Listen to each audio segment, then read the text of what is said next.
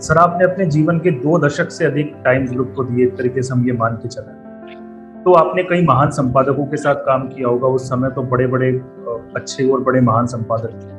तो कुछ ऐसे संपादक आपको आज भी याद आते हैं जिन्होंने आपके व्यक्तित्व को निखारा, आपकी शैली को निखारा, आपकी लेखन प्रतिभा को निखारा?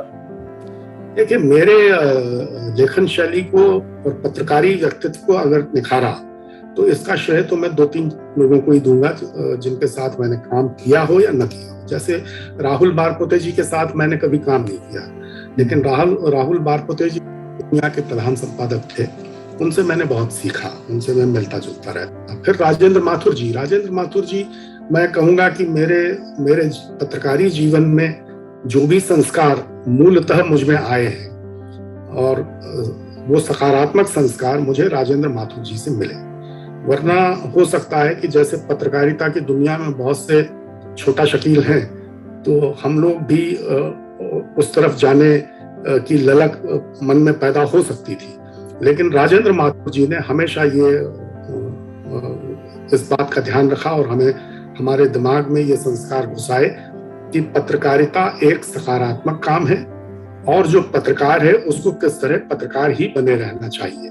क्योंकि बहुत से लोभ लालच आते हैं, हिरन तो सबके घर आता है, कौन कौन सोने के हिरन के पीछे जाता है नहीं जाता है, ये तो सोने के हिरन के पीछे अगर मुझ जैसे लोग नहीं गए तो उसमें मैं मानूंगा कि राजेंद्र माथुर जी का सबसे बड़ा हाथ था, उनका बहुत बड़ा प्रभाव है। फिर सुरेंद्र प्रताप सिंह अलग तरह के संपादक थे, व्यावहारिक थे वो, लेकिन उनके भी जिंदगी में जो उसूल थे और उनमें बहुत सकारात्मकता थी, तो उन्होंने बहुत काम करने का मौका दिया। तो ये 2-3 लोग रहे जिनको मैं कहूँगा। अब बाकी जो आपने कहा कि महान संपादक रहे, तो संपादक तो सचमुच बहुत महान रहे। कौन किस कारण से महान है नहीं है, इसकी भी अपनी अपनी बहुत सी भीतरी कथाएं हैं, अंतर कथाएं हैं। बाहर से दुनिया कुछ और दिखती है लोगों की, भीतर से दुनिया कुछ और होती है। पर हाँ, ये सही है कि नवभारत टाइम्स में बड़े बड़े नाम वाले लोग संपादक, सहायक संपादक वगैरह की कुर्सियों पर रहे। उन सबके साथ काम करने का मौका मिला, उन सबसे जरूर कुछ ना कुछ सीखने का भी मौका मिला और उनको भीतर से समझने का भी मौका मिला। तो ये भी एक आयाम है पत्रकारिता की दुनिया का कि जो नाम बहुत बड़े दिखते हैं तो कई बार उनके दर्शन बहुत खोटे होते हैं, कहते हैं। तो ये भी है। तो सर, आपने कई पदों पर काम किया नवभारत टाइम्स। आपको ऐसा लगता है कि आप संपादक नहीं बने? संपादक क्यों नहीं बने आप? हाँ, संपादक मैं क्यों नहीं बना?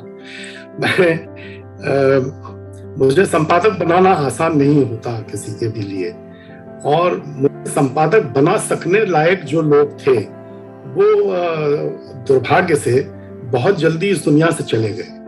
राजेंद्र माथुर होते तो जीवित रहते तो मैं जरूर संपादक बन जाता, लेकिन मुझे लगता है कि मुझ जैसे व्यक्ति से समायोजन कर पाना, उसके लिए बहुत गैप वाला व्यक्ति चाहिए।